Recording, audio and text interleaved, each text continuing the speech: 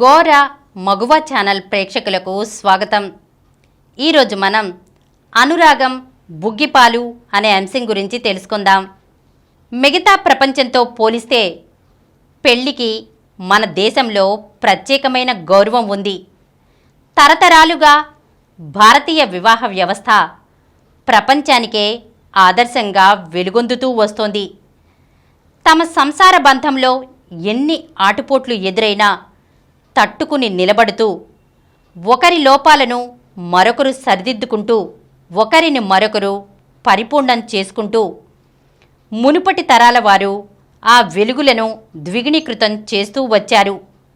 కానీ కొన్నేళ్లుగా వస్తున్న సామాజిక మార్పులు ఆ కాంతిరేఖలను కాలరాస్తున్నాయి. బహుశా ఈ ప్రపంచంలో భార్యాభర్తలంతటి సంక్లిష్టమైన బంధం మరొకటి ఉండదేమో. జీవితంలో అధిక శాతం ఒకరితో ఒకరు కలిసి ఉండేది వారే, ఒకరినొకరు ప్రేమించేది వారే, ఒకరినొకరు ద్వేషించేది వారే.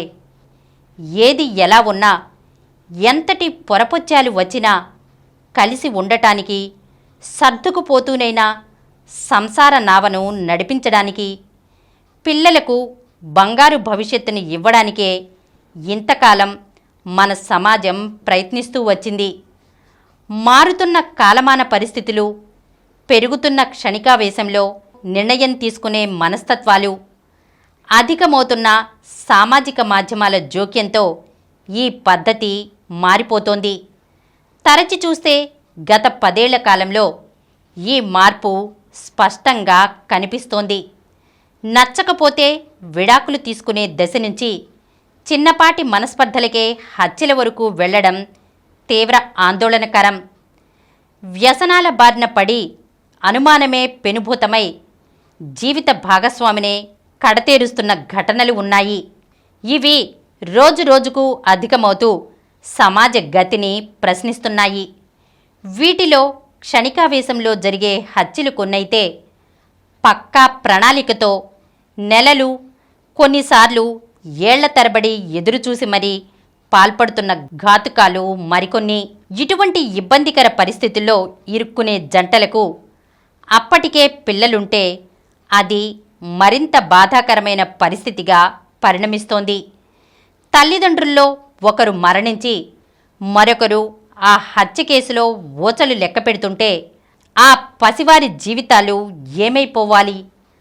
అప్పటి వరకు అండదండలు అందించిన అమ్మానాన్నలు దూరమై భారంగా భావించే బంధువుల మధ్య బతికీడ్చాల్సిన దుస్థితి వారికి ఎందుకు కలగాలి?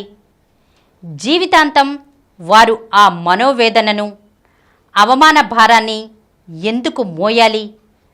అటువంటి బాల్యాన్ని అనుభవించిన వారు పెద్దయ్యాక మానవ సంబంధాలపైన, భార్యాభర్తల అనుబంధంపైన ఎటువంటి అభిప్రాయానికి వస్తారు?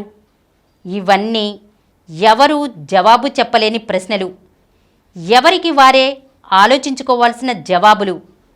హైదరాబాద్లోని జవహర్ నగర్ ప్రాంతంలో ఒక వ్యక్తి దహనం కేసు మిస్టరీ ఇటీవలే వీడింది. భార్యే ప్రియుడితో కలిసి అతన్ని హత్య చేసింది. విశాఖపట్నంలో ఓ కానిస్టేబుల్ హత్య కూడా సరిగ్గా ఇలాగే జరిగింది. ప్రియుడితో కలిసి భార్యే అతన్ని మట్టుపెట్టినట్లు దర్యాప్తులో వెల్లడైంది. ఇప్పుడు వారి పిల్లల పరిస్థితి ఏమిటి? వారి భవిష్యత్తును ఎవరు తీర్చిదిద్దుతారు? కాలం రోజురోజుకు మారిపోతూ ఉండవచ్చు. టెక్నాలజీ అంతకంతకు మన సమయాన్ని ఆక్రమిస్తూ ఉండవచ్చు.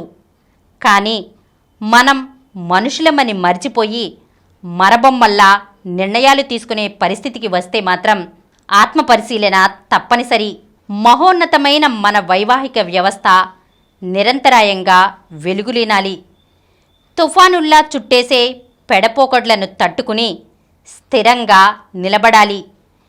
పేదరికం కంటే ప్రేమరాహిత్యంలోనే పసిప్రాయం కన్నీరు పెడుతుంది. నేడు మనం తీసుకునే నిర్ణయాలతో రేపటి మన పిల్లలు నలిగిపోయే పరిస్థితి రావడం నిజంగా విచారకరం. ఈ సమాజంలో పుట్టిన ప్రతి బిడ్డకు సంతోషకరమైన బాల్యాన్ని అందుకునే హక్కుంది. ఏ కారణంతోనూ ఎవ్వరూ దాన్ని కాలరాయడానికి వీల్లేదు.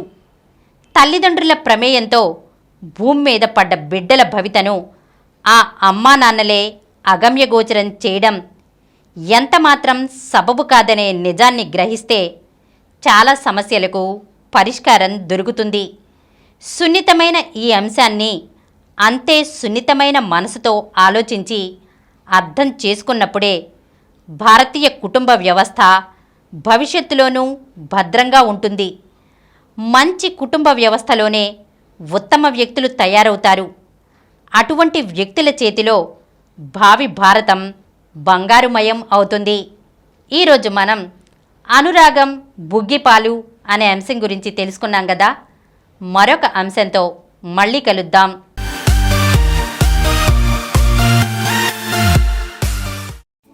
ఈ కార్యక్రమం మీకు ఎంతో నచ్చింది కదా.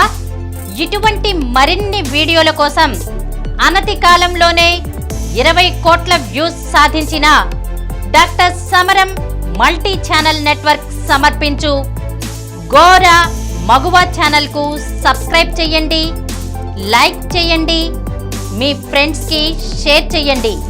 అలాగే ప్రక్కనున్న గంట సింబల్ని ప్రెస్ చేయడం మర్చిపోకండి. Please download Samaram Multi-Channel app and watch your favorite channels from your mobile.